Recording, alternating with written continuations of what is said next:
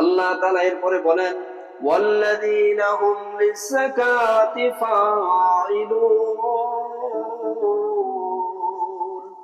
আল্লাহ বলে তারাই তো সফল মুমিন, ঈমানদার, কামিল বান্দা হয়ে গিয়েছে, যাদেরকে আমি আল্লাহ ধন সম্পদ টাকা পয়সা দান করেছি, তারা তাদের মাল থেকে হিসাব করে যাকাত দিয়ে দেয়। তারাই হলো মুমিন, তারাই হলো সফল ঈমানদার মানুষ, এরাই হলো জান্নাতের মানুষ। ওয়াল্লাযীনা হুম লিয-যাকাতি ফাঈলুন। আল্লাহ বলে যারা নিজেদের মাল থেকে সম্পদ থেকে হিসাব করে যাকাত দেয়, এরাই হলো সফল ঈমানদার মুমিন বান্দা। আজকে আপনার আমার মাল রয়েছে, টাকা রয়েছে, সম্পদ রয়েছে, অথচ দান সদকা করার সময় কিন্তু বেখবর হয়ে থাকি। অনেক সময় এমন হয়, একটা 10 টাকা নোট, একটা 20 টাকা নোট বা 100 টাকা নোট কোথাও আপনার পকেট থেকে বাহিরের দোকানে চলে না। ব্যবসায়ী ভাইয়ের কাছে দিলে ভাই টাকাটা নেন, টাকার হালত দেখে বলে না ভাই এ টাকা ছাড়া সম্ভব না, দোকানদারও নেই না। সর্বশেষ চিন্তা করে এই টাকাটা হয়তো পানের দোকানদার নিয়ে দিবে। সর্বশেষ পানের দোকানদারের কাছে নিয়ে যায়, পানের দোকানদার টাকার দিকে তাকাই বলে ভাই টাকার অবস্থা কোনোটাই নাই, এটা আমার কাছে চলবে না। এই বান্দার পকেটের টাকা যখন কোথাও চলে না, এখন চিন্তা করে কোথায় এই টাকাটা চালানো যায়। মাথার মধ্যে খুব সুন্দর ভাবে একটা বুঝ চলে এসেছে। গত জুমায় আলোচনা করেছে বেশি বেশি দান সদকা করো, তাহলে তিনই বাজার মসজিদে জুমার নামাজ আদায় করতে চাই, ওই মসজিদে গেলেই মনে হয় দান বাক্সে টাকাটা দিলে তারা চালাই দিবে। সর্বশেষ এই টাকা যখন দান বাক্সের মধ্যে চলে আসলো, আসার পরে দেখা যায় কমিটির লোকজন যারা দায়িত্বশীল রয়েছে সবাই টাকা হিসাব করতেছে। হিসাব করতে করতে এক পর্যায়ে দেখা যায় এমন টাকা দান বাক্সের মধ্যে আসছে, এই টাকা তারাও চালাইতে পারে না, বিভিন্ন জায়গায় দেয় তাও চলে না।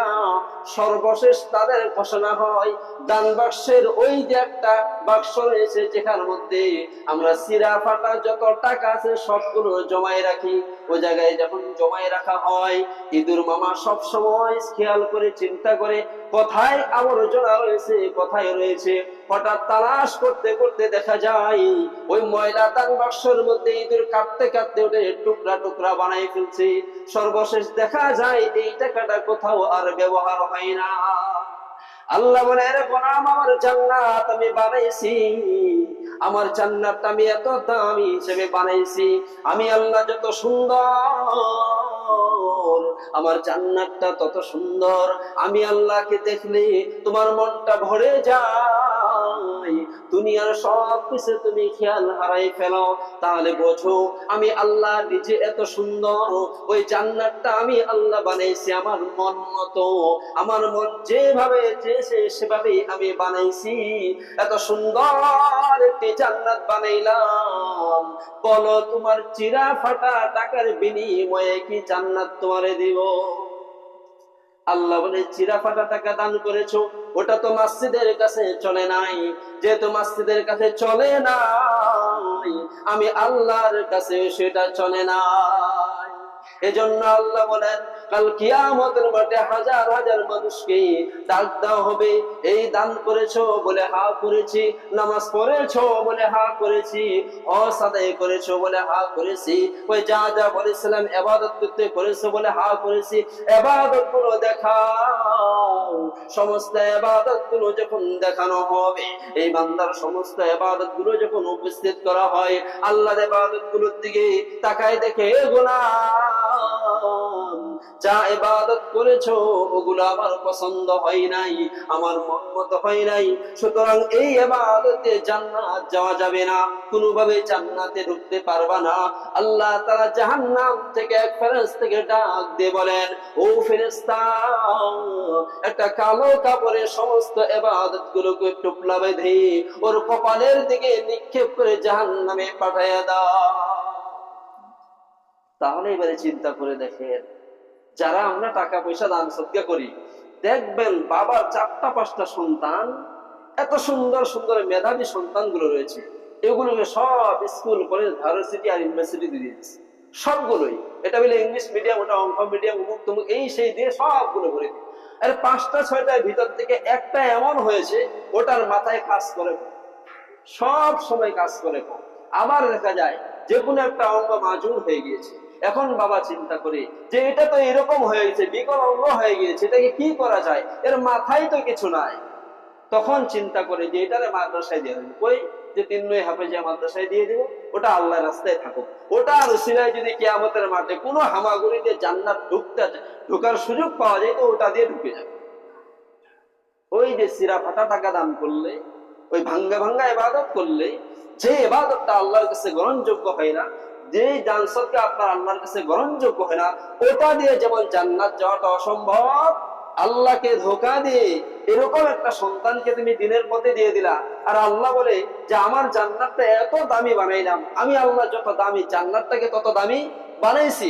আমার পছন্দ, যেমন পছন্দ মর্জি অনুযায়ী আমি জান্নাত বানাইছি। আমার জান্নাত কেনার জন্য তুমি মাজুর দিয়ে আমার জান্নাত কিনবা না, বিকল অঙ্গ দিয়ে তুমি আমার জান্নাত কিনবা না, চিরা ফাটা টাকা দিয়ে আমার জান্নাত কিনবা না।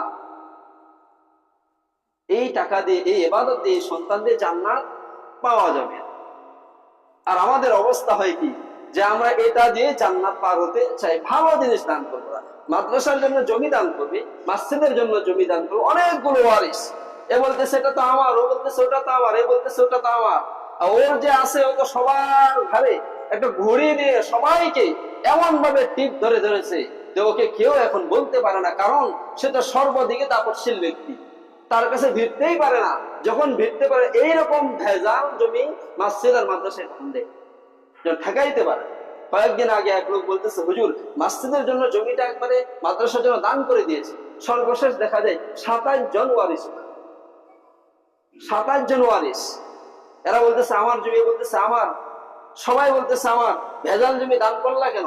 সামলাইতে যখন পারে না তখন ভেজাল কোর্টের কাছে উপস্থিত করে, দেখেন স্যার আমি তো দলিল দিয়ে দিয়েছি।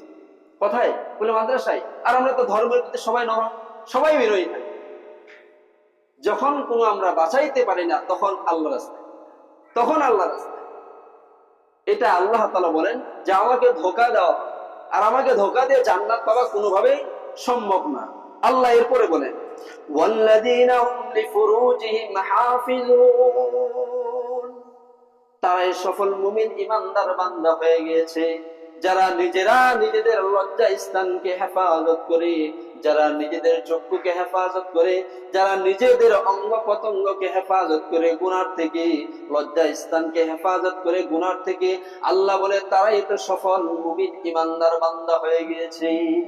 এই গুণাবলী রাসূলের মধ্যে সবগুলোই ছিলেন, সবগুলোই ছিল। একটু হিসাব মিলা যে এই যে আয়াতগুলো পড়া হয়, তরজমাগুলো পড়া হয়, যে এটার সাথে আমার জীবনটা কতটা মিল রয়েছে, আমি কতটা মিল হয়ে আছি, আমি কতটা মিল হয়ে আছি। বলে এই নারীর দিকে তাকানো যাবে না, বলে বেগানা নারীর দিকে তাকানো যাবে না, একবার তাকানো, একবার তাকানো যাবে। ও তাকাইছে তো তাকাইছে, কোনো কথা নাই। যেহেতু বলছে হুজুর একবার তাকানো যাবে, গিয়ে তখন চোখটাকে ফেরাই নিতে হবে। ও তাকাইছে তো তাকাইছে, এমন ভাবে তাকাইছে যে ও সময় মিনিট সব পার হয়ে যাচ্ছে, ও চোখ আর ফিরায় না। ওকে বলে কি রে চোখ নামা, তো হুজুর বলেছে একবার তাকানো যাবে, তাকাই মুখটাকে ফিরাই নিতে হবে। যেহেতু আমি তাকাইছি তো একবারে তাকাই। ও একবারে তাকে সব কিছু তার মেমোরিতে নিয়েছে। এরপরে শয়তান সেখানে সুযোগ পাতে মেমোরিতে যখন নিয়ে নেই, তখন শয়তান আপনাকে আমাকে ধোঁকা দিতে থাকে। আর শয়তান কিয়ামতের মাঠে যখন তাকে প্রশ্ন করা হবে যে তুমি কেন বনি আদমকে ধোঁকা দিলা, তখন শয়তানও সেখানে বাঁচানোর জন্য চেষ্টা করবে। তখন শয়তানও বলতেছেন যে আমি সাময়িক সময় থেকে ধোঁকা দিয়ে আসছি, আমি তো বলি নাই তুমি গুনাহ করো, আমি তাকে বলি নাই তুমি গুনাহ করো। শয়তানে তখন বলতেছে ফালা তালুমুনি ওয়ালুমু আনফুসাকুম মা আনা বিমুসরিখিকুম ওয়া মা আনতুম বিমুসরিখিয়া।